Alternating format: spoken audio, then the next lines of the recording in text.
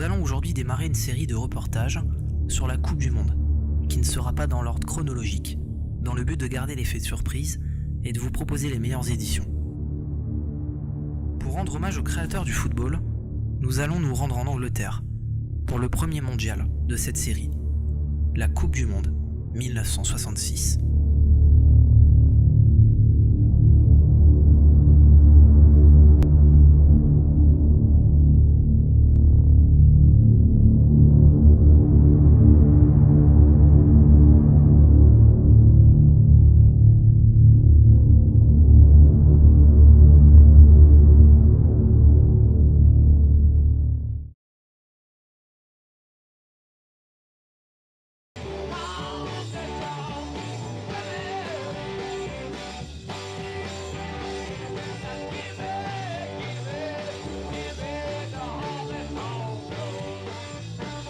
Londres, une ville ouverte, cosmopolite et capitale mondiale de la musique à l'époque.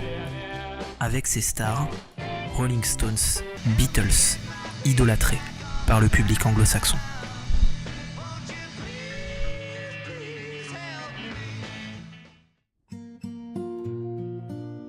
Mais assez vite, les futures idoles de l'Angleterre porteront un maillot rouge et un short blanc. L'équipe des Trois Lions, à cette époque, n'a jamais fait partie d'un carré final en Coupe du Monde. Jusqu'à maintenant, ses meilleures prestations ont eu lieu en 1954 et 1962, avec un parcours jusqu'en quart de finale. L'effectif engagé pour le mondial anglais est de bonne qualité, avec des joueurs qui évoluent tous, à l'époque, dans le championnat d'Angleterre de football.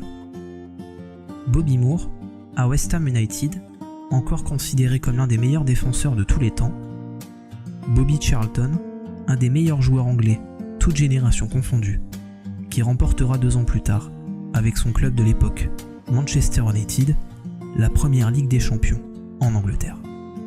Et Geoffrey Hurst. Ce dernier sera le meilleur buteur anglais de la Coupe du Monde 1966 et impliqué dans l'un des nombreux scandales qui englobera le mondial anglais.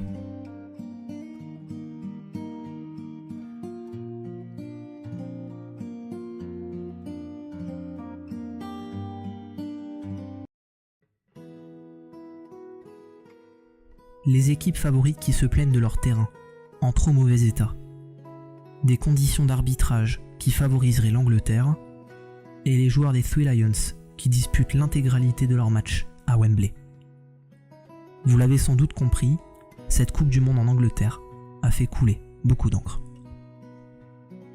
À part le côté extrasportif, d'autres événements sont liés à cette Coupe du Monde, comme l'arrivée du ralenti, une première à la télévision. Le champion du monde en titre, le Brésil, se fait sortir dès les phases de poule.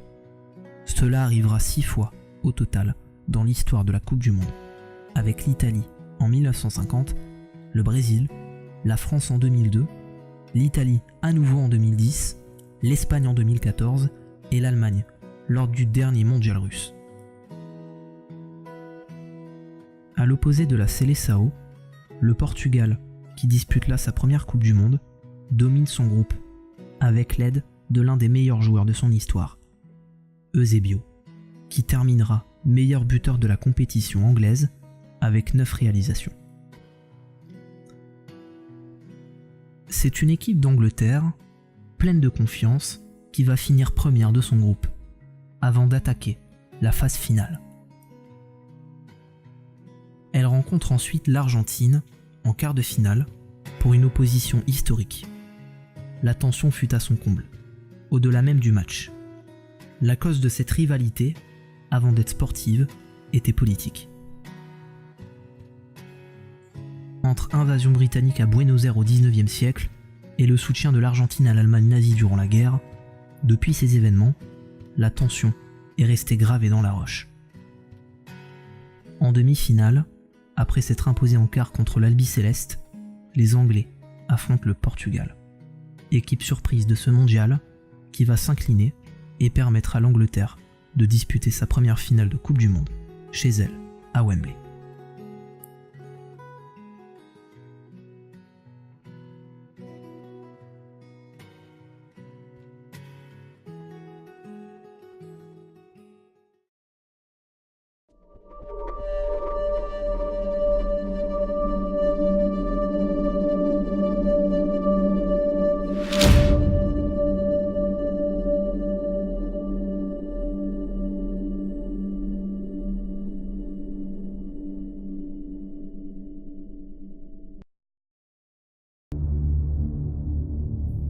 30 juillet 1966, journée historique ici, à Londres.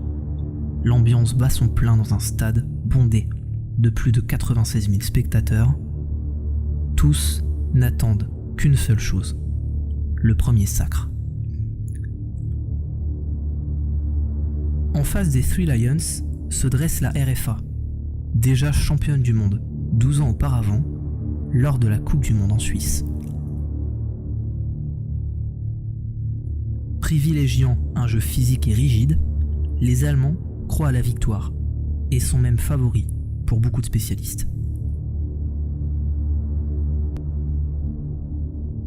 Ces derniers ne le savent pas encore, mais dans quelques minutes, ils vont assister à l'une des plus grosses controverses et injustices de l'histoire de la Coupe du Monde. Le match commence. L'Allemagne ouvre le score et refroidit Wembley dans cette journée chaude de juillet. Heureusement, quelques minutes plus tard, Hurst et Peters plantent à leur tour 2 buts et donnent l'avantage à l'Angleterre.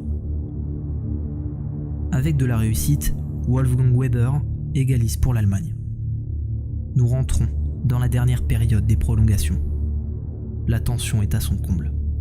La première équipe à prendre un risque peut être championne du monde à n'importe quel moment du match. 101e minute. Le temps s'arrête. Geoffrey Hurst tire, le ballon tape la barre et rebondit sur la ligne, mais ne la dépasse pas. Le public retient son souffle en attendant une décision de l'arbitre.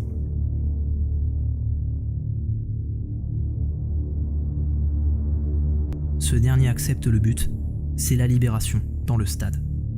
Et à peine quelques minutes plus tard, Hurst tue le match en inscrivant son 3e but et devient le premier joueur et le seul, encore aujourd'hui, à avoir inscrit 3 buts dans une même finale de Coupe du Monde.